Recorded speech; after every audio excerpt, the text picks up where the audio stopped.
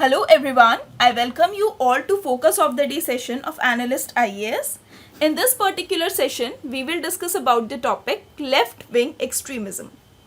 We will discuss this particular news in the following sequence. First, why it is in news, followed by left-wing extremism in India, followed by prelims practice question, followed by mains practice question.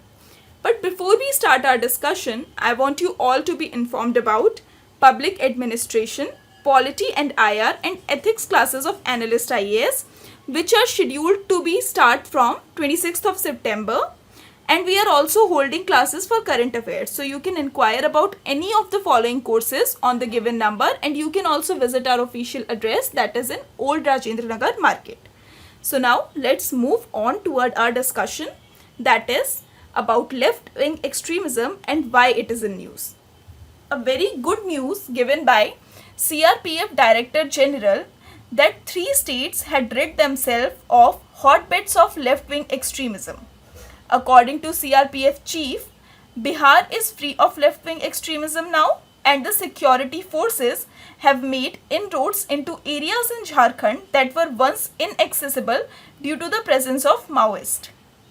Now let's discuss various data with regard to left-wing extremism. The number of most affected districts, accounting for 90% of the violent incident, has reduced from 35 to 25 since 2015 to 2021. And these districts are mostly in Chhattisgarh, Jharkhand, Odisha, Maharashtra, Telangana and Andhra Pradesh. The number of violent incidents has decreased from a peak of 2,258 in 2009 to 509 in 2021. And since there has been a less violence, the death rates has also been decreased by 85%. And the death toll peaked in 2010 at 1005 has also declined to 147 by 2021. So this was the key data with regard to the lowering of the violence in these areas. You can have a look on this graph, and you can also write in your answers about this particular data. Now let's move on to our discussion, that is left-wing extremism in India. Left-wing extremists, popularly known as Maoists worldwide, and Naxalites and Naxalism in India, has been a major threat to India since the 1960s era. The Naxalites have frequently targeted tribals, police and government workers in what they say is a fight for improved land right and more jobs for neglected agricultural laborers and the poor. The Red Corridor area is the influence zone of left-wing extremism in India, which has been steadily declined in terms of geographical coverage and number of violent incidents. Now let's discuss about the history of left-wing extremism in India. The term Naxalism derived from the name of the Naxalbari village in West Bengal, where a peasant revolt took place against the local landlords over a land dispute in 1967. The origin of left-wing extremism in India goes back to the Telangana peasant rebellion. The movement was at its peaks in 1967 when the peasant, landless laborer and the Adivasis raided the granaries of a landlord in the Naxalbari village in West Bengal.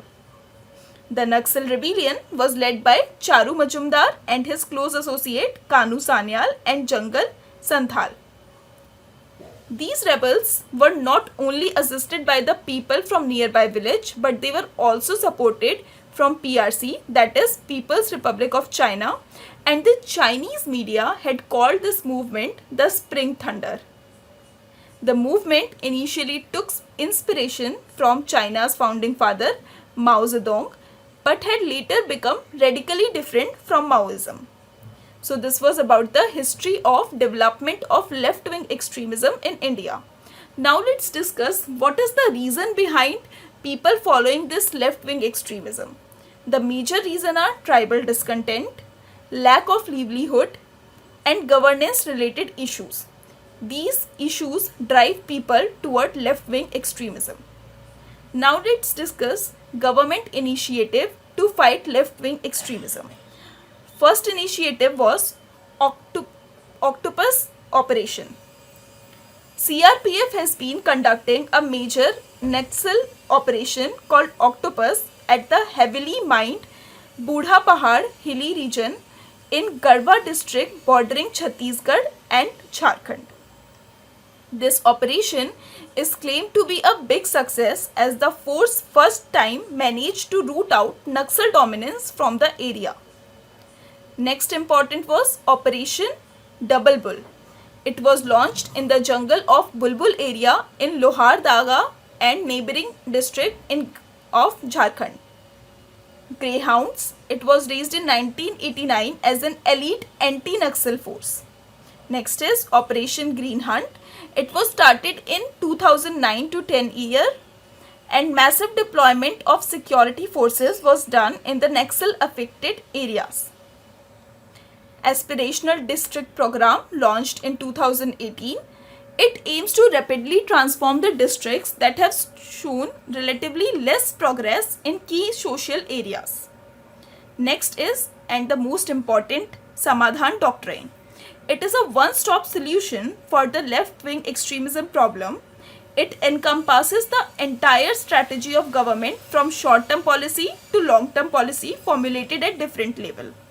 Samadhan stand for smart leadership, aggressive strategy, motivation and training, actionable intelligence, dashboard based KPI that is key performance indicator and KRA that is key result areas.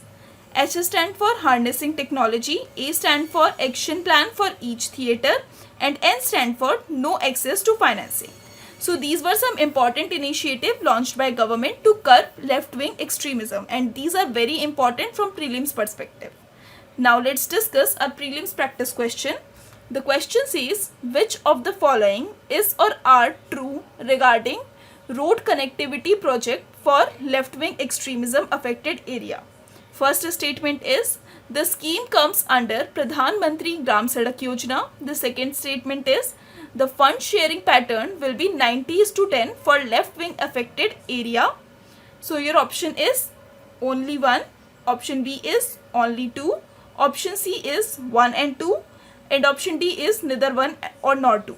So you have to choose the correct statement and give your answer in comment box. I will answer this particular question tomorrow.